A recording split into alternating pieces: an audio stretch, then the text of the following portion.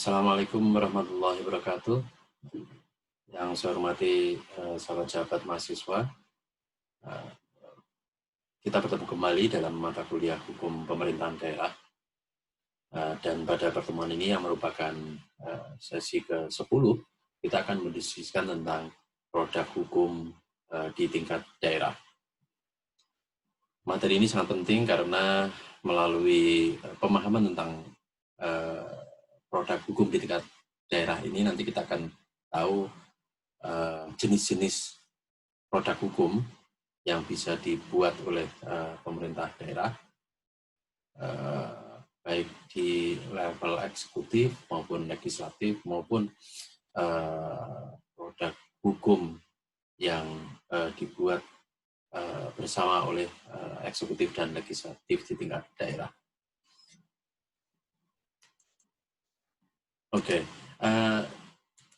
pada kesempatan ini ada beberapa submateri yang akan kita diskusikan. Yang pertama adalah apa saja produk hukum di tingkat daerah. Kemudian kita nanti akan lanjutkan diskusi kita dengan memfokuskan pada peraturan daerah. Ketika kita bicara tentang produk hukum di tingkat daerah, kita tidak bisa lepas dari Undang-Undang Nomor 12 Tahun 2011 yang mengatur tentang hierarki, jenis-jenis dan hierarki peraturan perundang-undangan di Indonesia. Kalau kita lihat di pasal 7, itu ayat 1 diatur jenis-jenis serta hierarki peraturan perundang-undangan yang mana pada nomor ke-6 itu adalah peraturan daerah provinsi dan peraturan daerah kabupaten kota. Jadi di sini kita bisa ketahui bahwasannya peraturan daerah provinsi dan peraturan daerah kabupaten kota itu masuk dalam jenis dan hierarki peraturan perundang-undangan yang diakui di dalam Undang-Undang 12 tahun 2011 tentang tata cara pembentukan peraturan perundang-undangan. Jadi ayat 2 ini mengatur tentang sistem hierarkinya. Jadi artinya di ayat 2 ini mengatur bahwasannya sistem hukum di Indonesia ini menganut sistem hierarki perundang-undangan yang kemukakan oleh Hans Kelsen, menganut teori piramida perundang-undangan. Jadi undang-undang yang tingkatnya lebih tinggi itu menjadi acuan bagi peraturan perundang-undangan yang berada di bawahnya. Demikian juga peraturan perundang-undangan yang berada di bawah tidak boleh bertentangan dengan undang-undang peraturan perundang-undangan yang berada di atasnya. Nah, di samping pasal 7 ini ada juga pasal 8 yang mengatur bahwasannya di luar peraturan daerah provinsi dan peraturan daerah kabupaten kota ini juga ada jenis peraturan perundang-undangan yang juga diakui oleh Undang-Undang 12 tahun 2011, yakni peraturan yang ditetapkan oleh MPR dan seterusnya, termasuk juga oleh DPRD provinsi, gubernur, DPRD kabupaten kota, bupati, wali kota, kepala desa, atau yang setingkat. Jadi di samping peraturan daerah provinsi maupun kabupaten kota yang diatur dalam pasal 7, ini Undang-Undang 12 juga mengakui peraturan lainnya yang ditetapkan oleh DPRD maupun kepala daerah. Sampai juga peraturan yang dikeluarkan oleh kepala desa.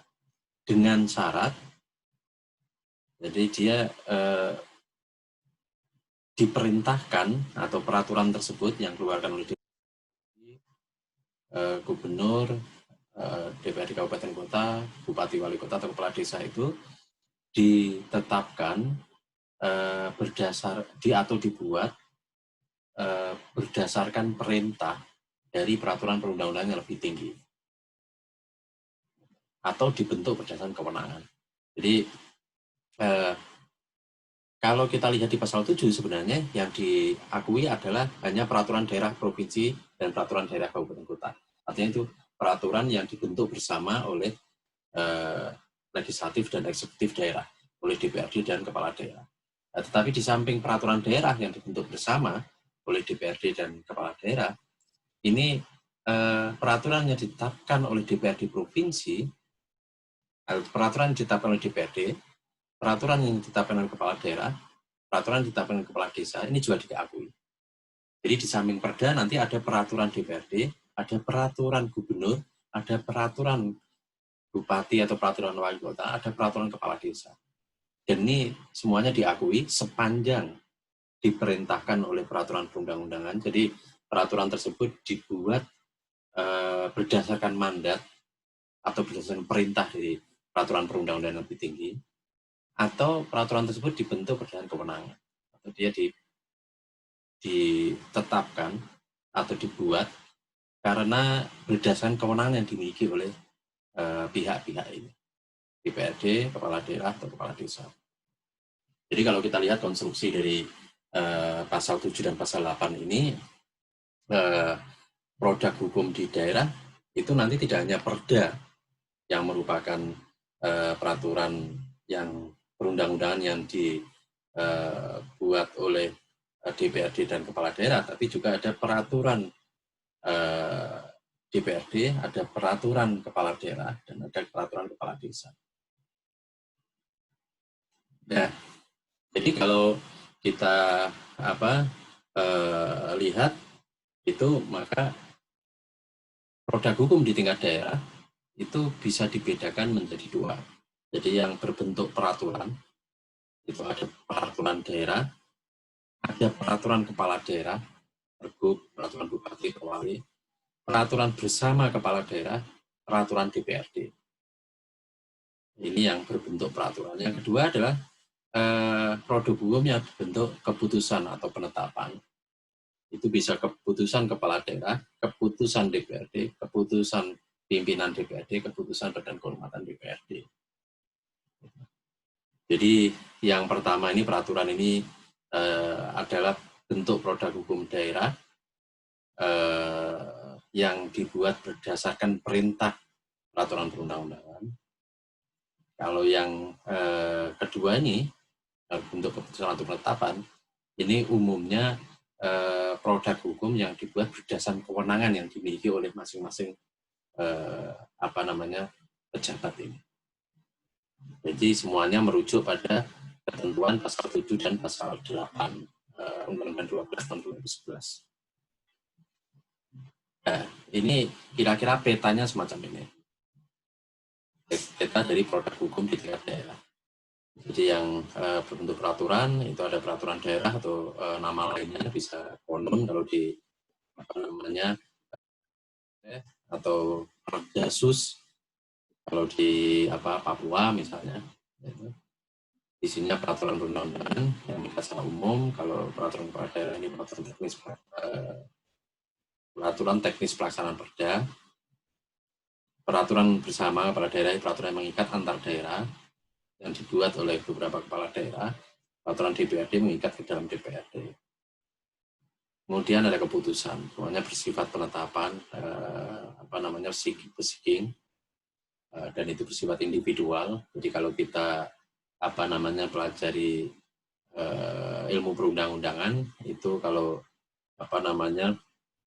peraturan itu bersifat regeling, mengatur dan mengikat secara umum. Kalau keputusan atau penetapan itu bersifat seeking, mengatur dan mengikat secara individual kepada pihak-pihak yang diatur di dalam keputusan tersebut.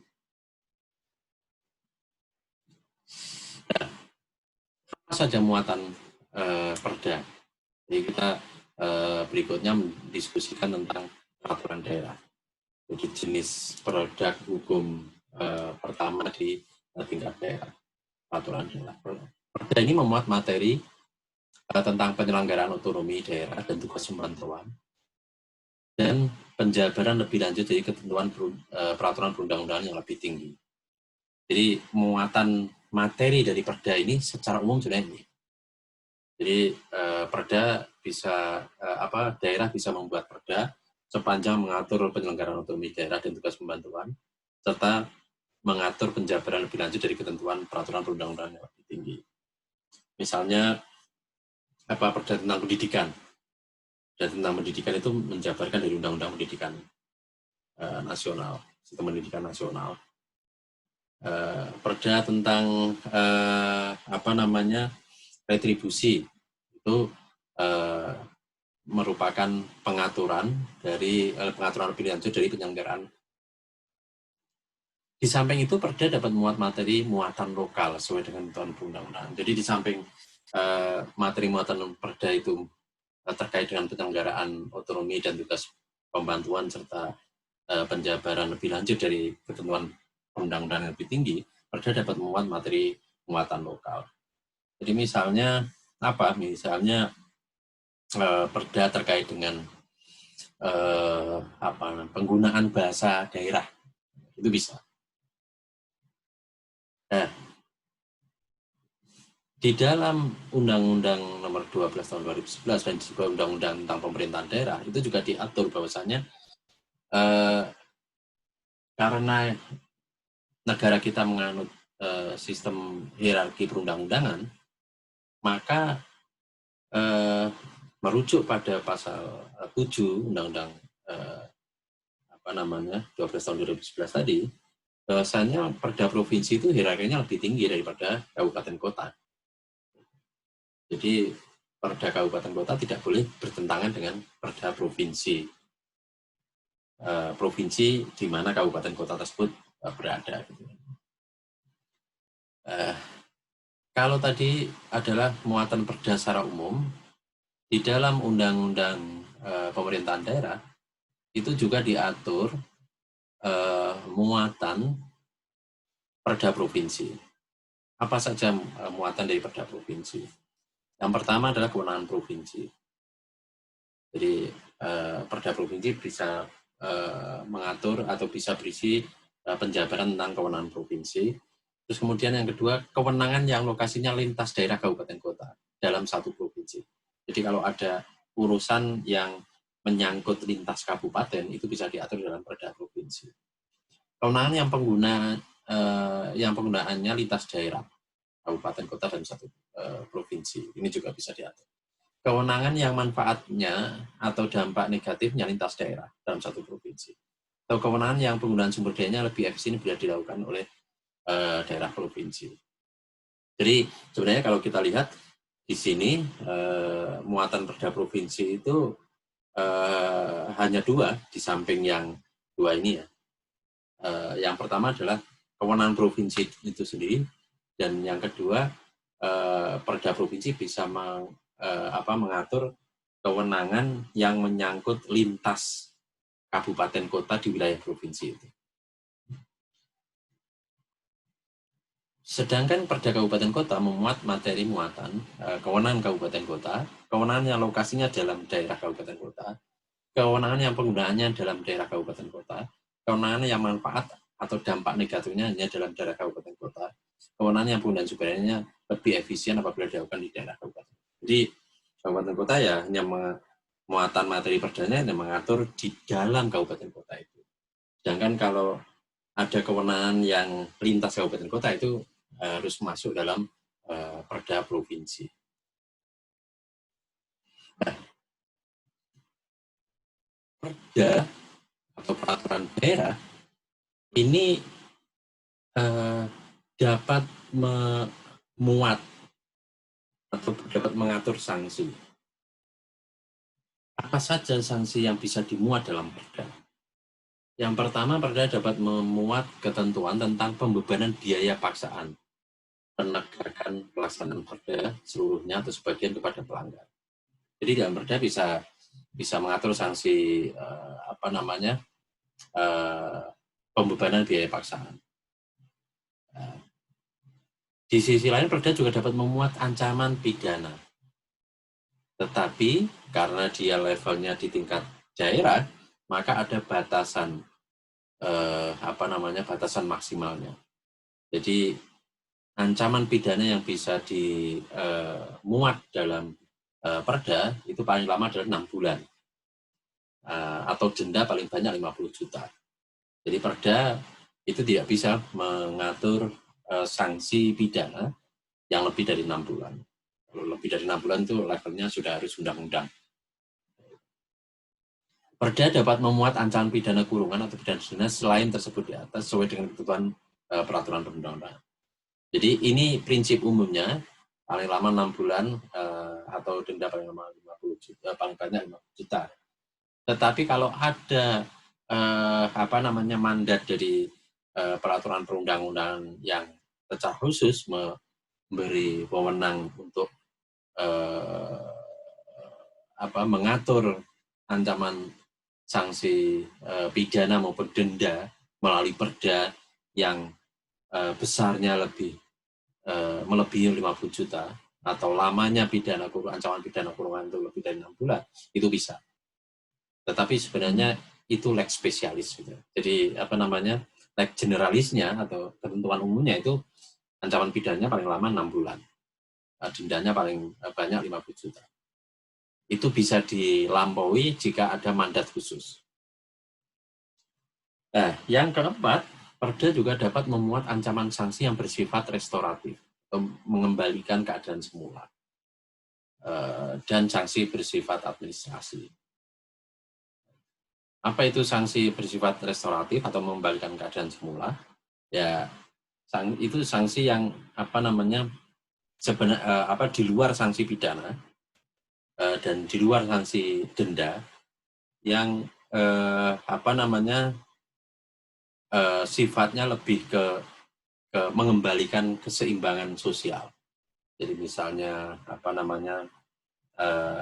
sanksi yang lebih bersifat mendidik. Jadi misalnya kerja sosial, hal-hal semacam itu bisa dimuat dalam perda. Sedangkan sanksi administratifnya ini sudah diatur dalam peraturan perundang-undangan, dalam undang-undang pemerintahan daerah maupun di dalam Permendagri. Itu sanksi administratifnya dapat berupa teguran lisan tertulis, pemberhentian sementara kegiatan, penghentian tetap kegiatan, pencabutan sementara izin, pencabutan tetap izin, denda administratif, dan sanksi administratif lain. Jadi dari sini kita bisa melihat bahwasannya perda, peraturan daerah sebagai produk hukum atau undang-undang di tingkat daerah itu memiliki cakupan yang sama dengan undang-undang di tingkat nasional, yakni bisa memuat ancaman sanksi baik itu pidana, denda maupun sanksi administrasi, tetapi ruang lingkup atau skop dari sanksi itu di bawah skopnya berada di bawah undang-undang. Jadi ada limitasi besaran sanksinya. Bagaimana mekanisme penyusunan peraturan daerah? Mekanisme penyusunan peraturan daerah itu dimulai dari perencanaan, penyusunan, pembahasan, pengesahan, atau penetapan, dan pengundangan. Perencanaan perda ini hampir sama dengan undang-undang. Jadi harus dimulai dari pembuatan program legislasi atau from per perda. Kalau di RI itu prolegnas, kalau di daerah prolegnas membentukkan perda. Jadi prolegda ini merupakan acuan perencanaan tahunan dan 5 tahunan yang dibuat oleh DPRD bersama pemerintah daerah. Ini di tahap perencanaannya. Kemudian pada tahap penyiapan rancangan perda itu raperda dan naskah akademik itu disiapkan oleh SKPD terkait. Ini penyusunan raperda dari eksekutif ya. Karena sebagaimana undang-undang itu rancangan peraturan itu bisa diusulkan oleh eksekutif, bisa diusulkan oleh legislatif. Atau kalau diusulkan eksekutif biasanya disebut RUU inisiatif eksekutif atau RUU inisiatif presiden, RUU inisiatif gubernur, RUU inisiatif bupati wali kota. Dan, tapi ada juga RUU inisiatif DPR atau RUU inisiatif DPR. Jika penyusunan raperda itu dilakukan oleh atas inisiatif eksekutif, itu proses penyiapannya itu adalah raperda dan naskah akademik disiapkan oleh SKPD, kemudian dilakukan harmonisasi di Biro Hukum, melibatkan SKPD terkait atau tim penyusun raperda, kemudian diserahkan kepada gubernur, salah gubernur setelah setuju, kemudian ditandatangani, kemudian dikirimkan kepada DPRD. Nah, ini proses jika penyusunan raperda dari eksekutif. Nah, bagaimana jika sudah nyampe di DPRD? Nah, nanti raperda usulan eksekutif itu nanti akan disampaikan dan dijelaskan oleh gubernur dalam rapat paripurna. Kemudian DPRD akan menyampaikan pandangan umum yang disampaikan oleh masing-masing fraksi. Kemudian ada tanggapan terhadap pemandangan umum fraksi oleh Pemda atau yang mewakili. Kemudian dilakukan pembahasan. Nah, kemudian ada pembicaraan tingkat 2, itu persetujuan bersama pengambilan keputusan dalam paripurna dan pendapat akhir gubernur. Kemudian dari situ hasil dari sini disampaikan oleh DPRD ke gubernur. Jadi keputusan ini tadi kemudian disampaikan oleh DPRD kepada gubernur untuk kemudian diundangkan. Kalau Perda itu proses pengundangannya itu melalui Kemendagri, Biro Hukum Kemendagri, kemudian setelah itu dilakukan penetapan dan pengundangan, terus kemudian dilakukan sosialisasi. Itu jika raperda berasal dari inisiatif kepala daerah. Penandatanganan produk hukum yang bersifat pengaturan itu dilakukan oleh kepala daerah. Jika kepala daerah berhalangan, itu bisa dilakukan oleh PLT. Penandatanganan peraturan DPRD dilakukan oleh ketua DPRD atau wakil ketua DPRD. Penandatanganan produk hukum daerah beserta penetapan, misalnya keputusan kepala daerah, dilakukan oleh kepala daerah. Tapi juga dapat didelegasikan pada wakil kepala daerah, sekda atau kepala SKPD. Sedangkan penandatanganan keputusan DPRD dilakukan oleh ketua DPRD atau wakil ketua DPRD. Khusus keputusan badan kehormatan dilakukan oleh ketua badan kehormatan. Nah,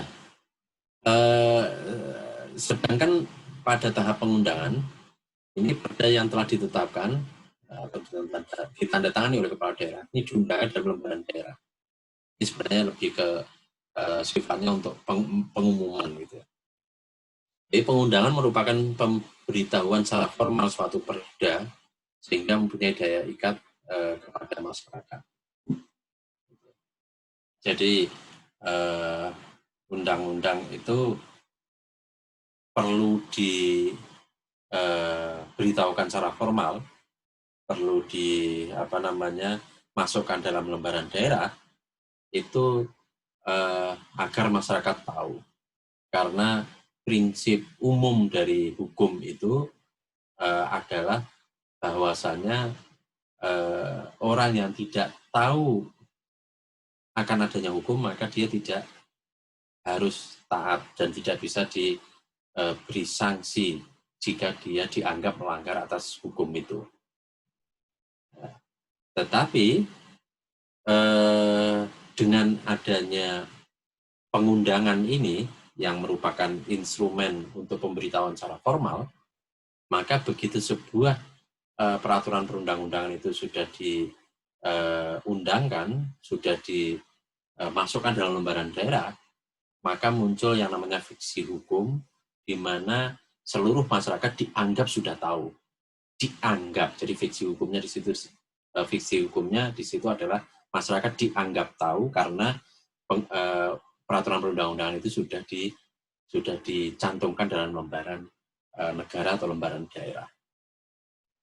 Bagaimana jika peraturan perundang-undangan tidak dicantumkan dalam lembaran negara atau lembaran daerah? Maka secara formal dia dianggap bisa dianggap atau boleh dianggap tidak tahu, sehingga dia tidak terikat atau hukum itu menjadi tidak mengikat. Ya, berikutnya adalah partisipasi masyarakat. Ini masyarakat berhak memberikan masukan secara lisan dan atau tertulis di dalam pembentukan perda, peraturan bersama kepala daerah dan peraturan DPRD. Bagaimana partisipasi masyarakat itu dilakukan pada saat RDPU, rapat dengar pendapat umum, kunjungan kerja, sosialisasi, seminar, lokal karya, diskusi, konsultasi publik, dan lain-lain. Jadi secara normatif, partisipasi masyarakat itu dibuka ruangnya untuk terlibat dalam proses penyusunan peraturan daerah, dan instrumennya disediakan dalam bentuk rapat dengar pendapat umum, kunjungan kerja, sosialisasi, seminar, dan sebagainya. Nah, cuma bagaimana memastikan pendapat masyarakat ini dipertimbangkan, nah itu soal lain. Jadi makanya kemudian banyak kelompok masyarakat yang memilih menempuh jalur ekstra parlementer, jalur demokrasi jalanan untuk menyampaikan pendapat, karena saluran-saluran melalui saluran formal seperti ini, RDPU, kunjungan kerja dan sebagainya, itu belum bisa menjadi saluran yang meyakinkan bagi masyarakat untuk didengar suaranya. Apalagi kita tahu saat kunjungan kerja, sosialisasi kayak gitu, jarang ada yang mencatat atau tidak ada catatan resmi yang dilaporkan kepada pimpinan DPR atau DPRD, sehingga bisa menjadi bahan pertimbangan dalam pembahasan lanjutan dari rancangan peraturan perundang-undangan itu. Ini berbeda dengan kalau kelompok masyarakat menempuh jalan demonstrasi, itu minimal ketika demonstrasi itu diliput media, itu maka berita di media itu bisa menjadi semacam corong, alat bantu untuk mengegokan atau untuk mendengungkan concern atau suara yang disampaikan oleh masyarakat. Nah, yang berikutnya adalah penyusunan raperda inisiatif DPRD. Kalau tadi inisiatif kepala daerah, yang berikutnya inisiatif DPRD. Perbedaannya seperti apa? Jadi kalau perda itu inisiatif DPRD, maka rancangan perda itu bisa berasal dari anggota baik DPRD provinsi kabupaten kota, komisi, gabungan komisi, atau Bapem Perda. Ini badan ini ya, kayak balek lah kira-kira itu. Atau dari prolegnas atau prolegda. Usulan itu disampaikan secara tertulis kepada pimpinan DPRD, sertai penjelasan atau keterangan dan atau naskah akademik. Penjelasan atau keterangan memuat pokok pikiran dan materi muatan yang diatur, daftar nama, dan tanda tangan pengusul. Sedangkan naskah akademik memuat ini latar belakang dan tujuan penyusunan, sasaran yang diwujudkan, pokok pikiran, dan sebagainya. Dan naskah akademik ini siapa yang menyusun? Ya dari DPRD, dari anggota DPRD yang mengusulkan, atau komisi atau gabungan komisi, atau Bapem Perda ini. Meskipun dalam prakteknya naskah akademik ini sering disubkontrakkan gitu ya kepada beberapa kelompok gitu ya pada kampus lokal dan lain sebagainya. Nah, jika sudah ada naskah usulan bersama naskah akademik, ini pimpinan DPRD menyampaikan rancangan perda kepada Pemperda atau baliknya gitu ya untuk dilakukan pengkajian. Kemudian Pemperda menyampaikan hasil pengkajian kepada pimpinan DPRD dan pimpinan DPRD menyampaikan hasil pengkajian dalam rapat paripurna DPRD. Jika rapat paripurna DPRD itu menyetujui, maka rancangan perda yang disampaikan oleh DPRD itu disampaikan kepada kepala daerah untuk dilakukan pembahasan. Tapi rapat paripurna juga bisa menolak atau menyetujui dengan pengubahan.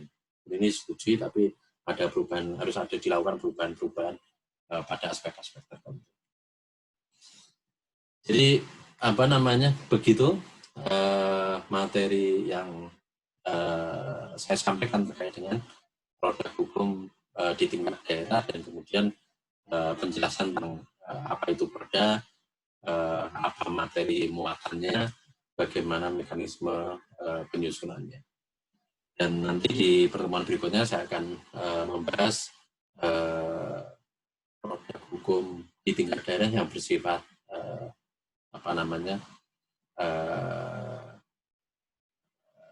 regeling, tetapi dia dibuat oleh DPRD, dibuat oleh kepala daerah maupun dibuat oleh antar kepala daerah. Jadi kalau yang pertemuan ini kita mendiskusikan khusus tentang perdanya yang disusun bersama oleh kepala daerah dan DPRD. Nah, berikutnya nanti saya akan mendiskusikan tentang peraturan kepala daerah, peraturan DPRD, serta keputusan kepala daerah dan keputusan DPRD. Demikian, jika ada kurangan saya mohon maaf. Wallahul muwaffiq. Assalamualaikum warahmatullahi wabarakatuh.